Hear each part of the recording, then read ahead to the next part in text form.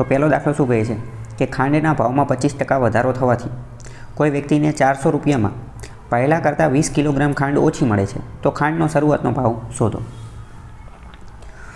ખાંડનો ભાવ 25% વધી ગયો, 25% વધી ગયો। ફોર એક્ઝામ્પલ સમજો કે પહેલાં 100 રૂપિયા હતો, તો હવે કેટલો થઈ ગયો? તો કે હવે 125 થઈ ગયો। તો કે આ જે 25% જે વધ્યો ને એના કારણે શું થયું?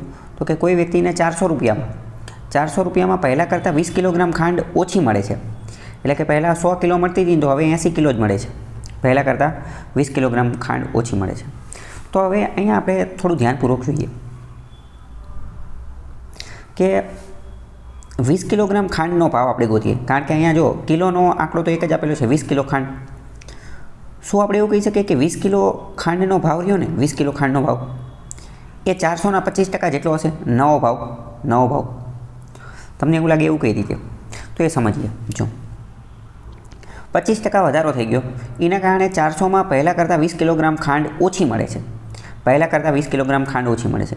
તો આ 20 કિલો ખાંડ ઓછી મળી, આ 20 કિલો ખાંડ ઓછી મળી, આ કોના કારણે મળી?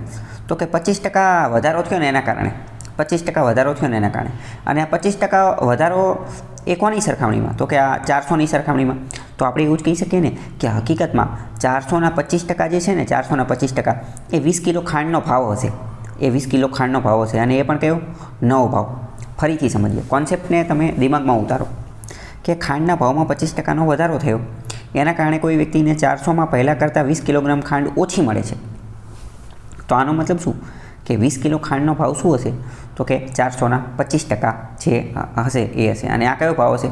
તો કે નવો ભાવ હશે, બરાબર? આ તમારે મગજની અંદર ફિટ કરી દેવાનું। ચલો તો સમજીએ કે 20 કિલો ખાંડનો ભાવ ગોતી લઈએ, 20 કિલો ખાંડનો નવો ભાવ તો કેટલો હશે? તો કે 400ના 25%। તો એ 400ના 25% ગોતી લો। 400ના 25% તો આપણે સાલો પહેલાં સમજી ચૂક્યા છીએ। 400ના 10% કેટલા થાય? તો કે 40, બીજા 10% એટલે 40, અને બીજા 20% એટલે બીજા 5% એટલે 20, તો 40 ને 40 80 અને 100, તો 400ના 25% કેટલા થાય? તો કે 400ના 25% થાય 100 રૂપિયા, 400ના 25% થાય 100 રૂપિયા। તો 20 કિલોનો નવો ભાવ કેટલો હશે? 20 કિલોનો નવો ભાવ હશે 100 રૂપિયા। આ આપણે આના આધારે સમજ્યા કે 20 કિલો એનો નવો ભાવ શું હશે? તો કે 20 કિલોનો નવો ભાવ હશે 100 રૂપિયા। આપણે 20 કિલોનો ભાવ થોડી ગોતવાનો છે, આપણે તો 1 કિલોનો ભાવ ગોતવાનો છે। તો 1 કિલોનો ભાવ કેટલો હશે? તો કે 1 કિલોનો ભાવ હશે, આ 20 પંચું 100 થાય, અથવા 100/20 કરીએ, 100/20 એટલે શું થાય? તો કે 5। 1 કિલોનો ભાવ કેટલો હશે? તો કે 5 રૂપિયા હશે। 1 કિલોનો ભાવ કેટલો હશે? 5 રૂપિયા, 5। તો આ જૂનો ભાવ છે, આ નવો ભાવ છે, આ નવો ભાવ થઈ ગયો। તો આપણે તો શરૂઆતનો ભાવ ગોતવાનો છે, આપણે શું કરવાનું છે? શરૂઆતનો ભાવ ગોતવાનો। હવે એક ભાવ આપણને મળી જાય પછી તો આપણે ગમે એ ગોતી શકીએ। આ નવો ભાવ આપણને 5 રૂપિયા મળ્યો, નવો ભાવ આપણને 5 રૂપિયા મળ્યો। હવે સમજીએ કે જો 25% વધારો થતો હતો, તો 25% વધારો થતો તો 25% એટલે શું? તો 25% એટલે કે 1/4, 1/4 વધારો થાય છે, એનો મતલબ શું કે 4માંથી 5 બની જાય છે, 4માંથી 5 બની જાય છે, 4માંથી 5 બની જાય છે। તો નવો ભાવ કેટલો છે?